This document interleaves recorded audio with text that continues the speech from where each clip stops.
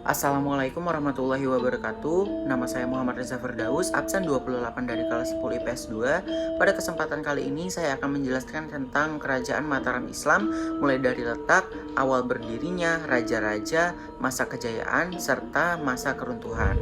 Kerajaan Mataram Islam atau yang disebut dalam bahasa Jawa, Nagari Kasultanan Mataram merupakan kerajaan berbasis pertanian dengan menerapkan ajaran Islam. Pusat pemerintahan Kasultanan Mataram Islam terletak di wilayah Kota Gede yang berada di kota Yogyakarta sekarang. Awal sejarah berdirinya. Pada awalnya, Kerajaan Mataram Islam adalah bagian dari daerah Kadipaten di bawah pemerintahan Kerajaan Pajang. Itu karena Ki Ageng Pamanahan berhasil menumpas kawanan perang Arya Panangsang yang kemudian mendapatkan imbalan dari Sultan Adiwijaya yaitu Hutan Mentaok.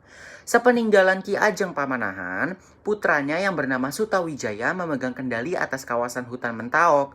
Pusat pemerintahannya berpindah dari Banguntapan ke Kota Gede. Karena ketidakpuasan dari Sutawijaya, ia melakukan pemberontakan dan berusaha menjadi raja yang menguasai seluruh Pulau Jawa.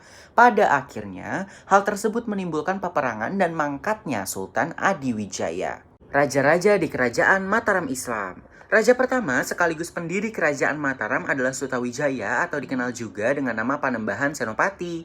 Kala ia menjabat, ia sering melakukan ekspansi ke beberapa daerah untuk mengembangkan wilayahnya. Bahkan, para penduduk di daerah yang dia taklukkan harus menganut agama Islam. Hal ini dilakukan demi mencapai keinginannya menjadikan Kerajaan Mataram sebagai pusat agama Islam.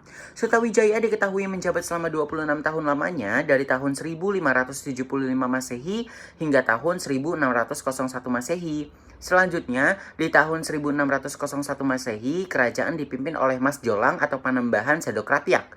Sayangnya, di tahun 1613 Masehi, ia meninggal dunia karena gugur dalam usahanya menjalankan ekspansi Kerajaan Mataram ke daerah Krapiak, Yogyakarta.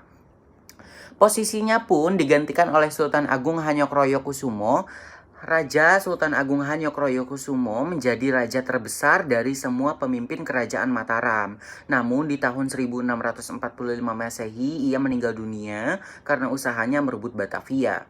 Selanjutnya, kepemimpinan dipegang oleh Amangkurat I yang tidak lain adalah anak dari Sultan Agung Hanyokroyokusumo. Ia memerintah Kerajaan Mataram mulai dari tahun 1645 hingga tahun 1677 Masehi.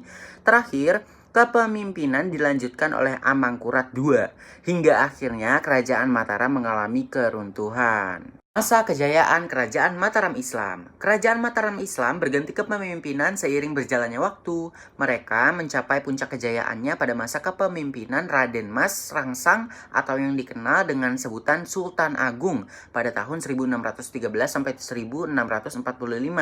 Kejayaan Sultan Agung dapat dilihat melalui bidang perdagangan dan budaya yang mengalami kemajuan pesat. Ia berhasil mengekspansi dan menguasai hampir seluruh wilayah Pulau Jawa. Ia juga berani menumpas perlawanan VOC bekerja sama dengan Kerajaan Banten dan Kerajaan Cirebon. Yang terakhir, masa keruntuhan Kerajaan Mataram Islam.